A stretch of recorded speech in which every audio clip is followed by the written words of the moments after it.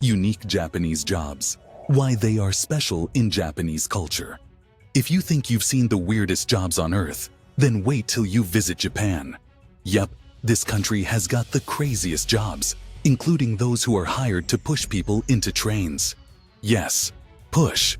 But if you don't believe me, then keep watching this video to learn about more unique Japanese jobs and why they are so special in Japanese culture. The train pushers, Oshiya. Let's start with those guys I spoke about earlier. I mean the guys that push people into trains. These guys are called the Oshiya, or pushers, and their jobs are as important as any other. In Japan's bustling cities, trains can get incredibly crowded, especially during rush hours. To ensure everyone gets on board, Oshiya are employed to gently push passengers into the trains, making sure the doors can close properly.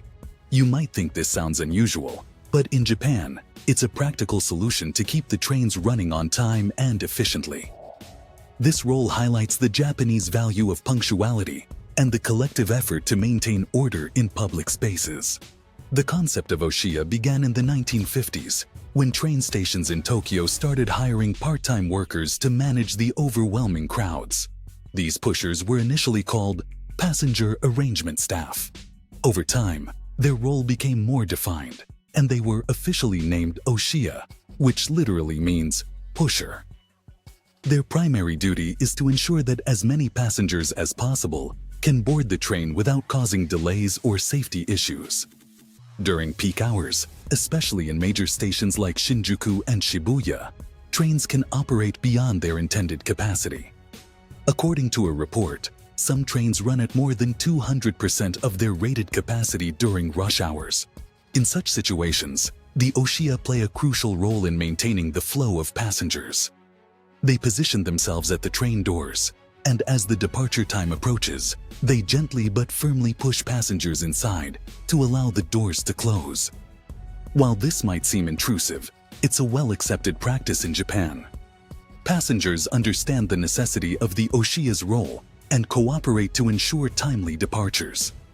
This system reflects the Japanese cultural emphasis on community and efficiency. Everyone, including the Oshiya and passengers, works together to maintain the punctuality that the Japanese train system is renowned for. In essence, the Oshiya are more than just pushers.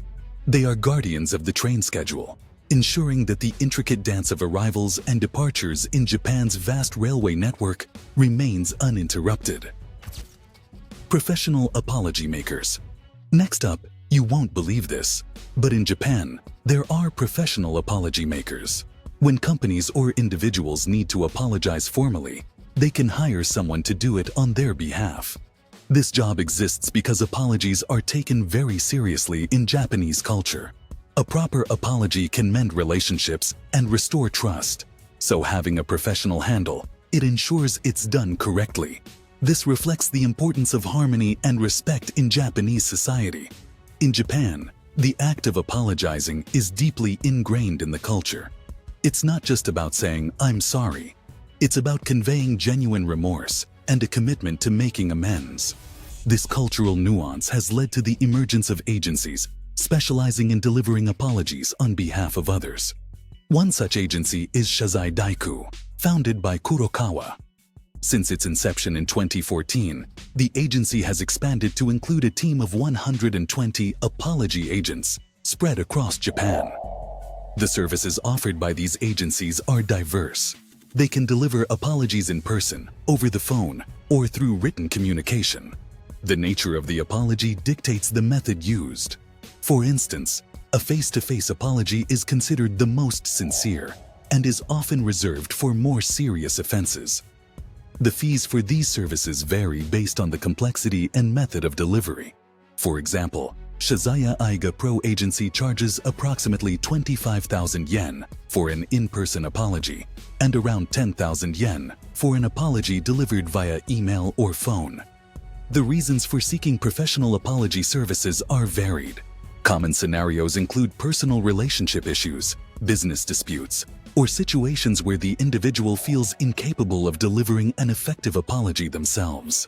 By hiring a professional, clients aim to ensure that the apology is conveyed with the appropriate level of sincerity and cultural sensitivity. This unique profession underscores the Japanese emphasis on maintaining social harmony and the lengths to which individuals and organizations will go to preserve relationships.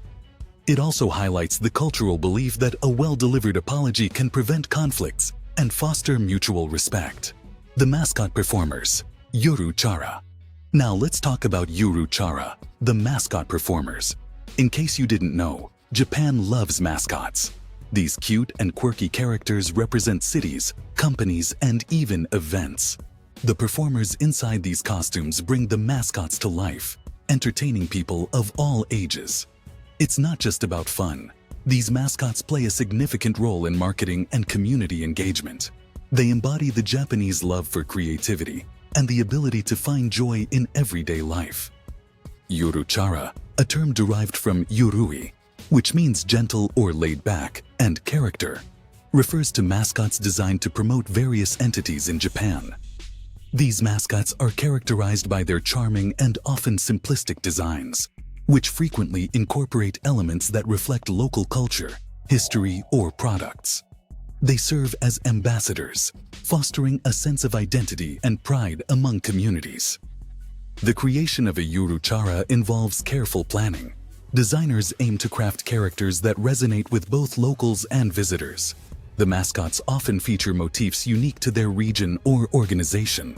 For example, Kumamon, one of the most famous Yuru Chara, represents Kumamoto Prefecture and incorporates aspects of the area's identity into its design. Performers who don these mascot costumes undergo training to effectively portray the character's personality. Their movements, gestures, and interactions are designed to engage audiences and convey the mascot's story. These performances are not only entertaining, but also serve as powerful marketing tools, attracting tourists and promoting local products. However, the popularity of Yuru Chara has led to an overwhelming number of mascots being created. Back in 2014, there were so many Yuru Chara introduced that Osaka's local government considered reducing the number of less popular mascots.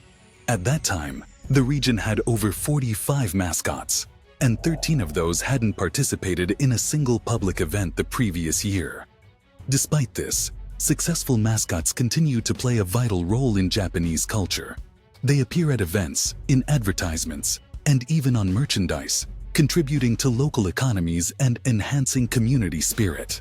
The phenomenon of Yuru Chara showcases Japan's unique approach to blending tradition with modern marketing, all while emphasizing the importance of community and shared identity. Professional sleepers. You'll be surprised to learn that in Japan, some people work as professional sleepers. Companies conduct sleep studies to improve products like mattresses or to research sleep disorders. They hire individuals to sleep under various conditions while researchers monitor them. This job underscores Japan's dedication to innovation and well-being, showing how even rest can be a serious business. Professional sleepers play a crucial role in various industries. In the medical field, they participate in sleep studies aimed at understanding sleep disorders, such as insomnia or sleep apnea. By monitoring these individuals during sleep, researchers can gather data to develop effective treatments and interventions. In the consumer goods sector, companies developing sleep-related products, like mattresses or pillows, rely on feedback from professional sleepers. These individuals test products under controlled conditions, providing insights into comfort, support, and overall sleep quality. This feedback is invaluable for product development, ensuring that the final offerings meet consumer needs. It is worth mentioning, though, that the role of a professional sleeper requires adaptability. They may need to sleep in different environments, adhere to specific sleep schedules, or use particular products during their rest. But hey, who can complain when they're asleep? Bad smell specialists. Imagine having a job where your nose is your most valuable tool. In Japan, olfactory measurement operators, or bad smell specialists, are trained to detect and evaluate odors in public spaces, businesses, and even homes. These professionals go through rigorous certification processes to ensure they can accurately identify and measure different levels of smells. Their work is crucial in industries like food production, sewage treatment, and waste management, where keeping unpleasant odors under control is a top priority. In case you didn't know, Japan takes cleanliness and environmental harmony very seriously. There's even a law called the Offensive Odor Control Law, which sets strict limits on how strong a smell can be in certain areas. Companies can face fines or be required to make changes if their operations create odors that exceed these limits. This means bad smell specialists play a major role in making sure cities, workplaces, and public spaces remain pleasant for everyone. Simply put, this job reflects Japan's deep commitment to public comfort and quality of life.